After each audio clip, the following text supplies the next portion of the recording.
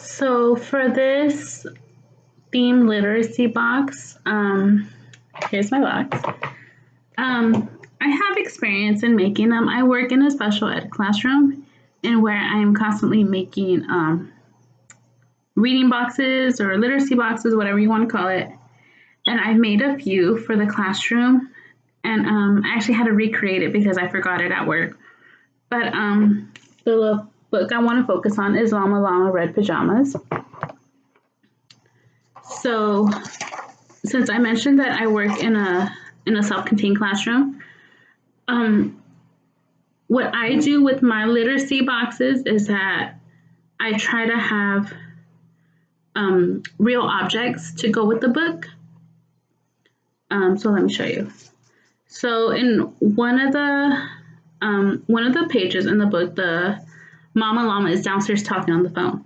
So I would include like a play phone in order for the student to make the connection. Because if I just tell them this, this says telephone, they're not going to grasp it as much as if they were to actually have the real object in their hand.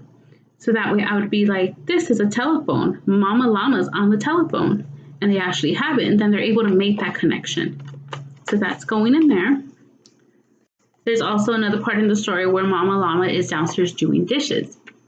So I would include dishes, whether it could be play dishes along with a dish towel to show just how, make that connection. Again, this is dishes. Here's a plate. Mama Llama's doing dishes by washing. So the llama toy would come in handy because, again, the book is about a llama. And he has a stuffed toy llama that he's holding in his bed for comfort.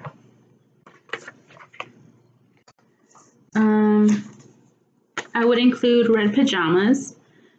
I would probably include a child size and not like a baby cradle, even though Llama Llama Red Pajama, it's more like a baby book, but not a baby book, but I just feel like if I had like infant pajamas versus toddler or child pajamas, they'd probably be able to identify more with the child pajamas.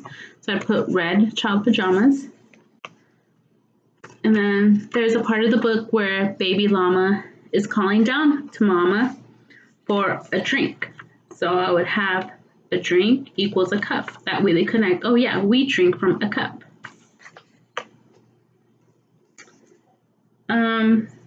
Let's see. I have them all organized. And then we would go into, there's a lot of emotion in this book. For example, there's a part in the book where baby llama starts to fret because he's upstairs calling down to mama, and mama's either doing dishes, she's on the phone, she's busy, and he doesn't comprehend that she's busy. He thinks that she's maybe ignoring him. I know we've all been there as kids because I remember I have. So I would also include real pictures of, kids that I got from Google on showing different emotions, or even taking my own picture on my phone and showing them, hey, this is how I'm feeling. So one of the parts of the book, baby llama starts to fret. So I put fret with the annoyed face because he's kind of giving like, okay, like, where's mom? Baby llama starts to pout. So I put an angry face because that's the emotion that he is expressing. Again, it could either be real pictures, it could be drawn pictures, just as long as it's showing an emotion. Boo-hooing, crying face. I think a lot of my students have seen that one a lot. This one's a big one. Alone. A lot of my students can't really comprehend that being alone can equal to sad. A lot of people think of like being alone as relaxing, but no, like a lot of my kids don't really comprehend that it could be the same as sad, because when you're alone, you can't be sad. And then this one's going to be last because that's the end of the book. Mama Llama Gone. There's a part in where he's just calling down for Mama and she's not responding. And he starts to wondering what happens if she's gone, like if she left me here alone. So I would show them a scared face because it is pretty scary to know that you're alone in a big house at night. Then finally, once baby llama does get Mama's attention, she runs upstairs and she's frantic and she's just like, what's going on? And she runs into the room and then it's angry Mama Llama.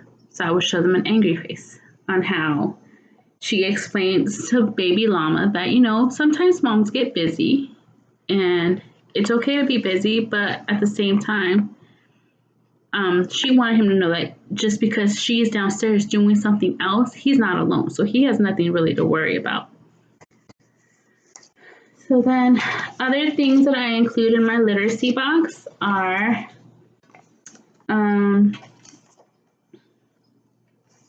words that rhyme flashcards, because this book does have a lot of rhyming in it. I just like it for my kids to be able to make that connection with rhyming words.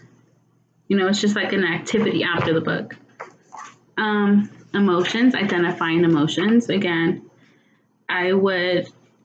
so my set at work has a teacher set in where it gives me directions like, hey, you know, show me the sad face. So I would give the child two options on what, like two different emotions. And I'd be like, hey, you know, can you show me the happy face? Which one's a happy face? So they have to be able to look at their cards and identify which one's happy and which one's sad, and so on. Also, what I could start doing actually with the emotion cards, I could go back through the book. Oh, that's a good idea. I could go back through the book and have the child, you know, when baby llama starts to, let's see. What is he doing? When he starts boo-hooing, I can actually have my students, you know, show me what emotion it is. Oh, that'd be good. Sorry, I'm thinking. I gotta write that down.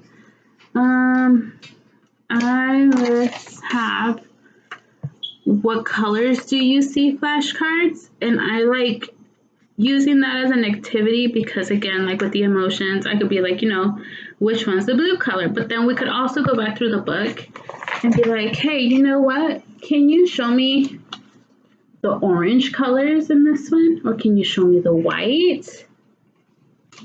Or the majority of the book is like dark colors, red and, not red, but black and blue.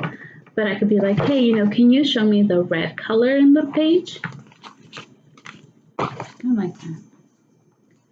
And then animal identification cards. This just show the different category of animals. And then this one, sight word cards. I think these would be great, especially for early literacy learners. The book does have quite a few sight words. Here's the to and are, a.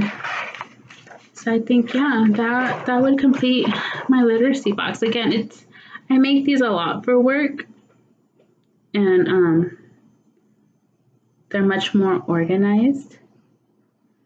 But I really do feel like my students, first of all, they enjoy them. And we do see an improvement on their understanding of sight words, colors, emotions, and just learning the different names and objects and knowing what they actually look like instead of just seeing a word constantly. So thank you.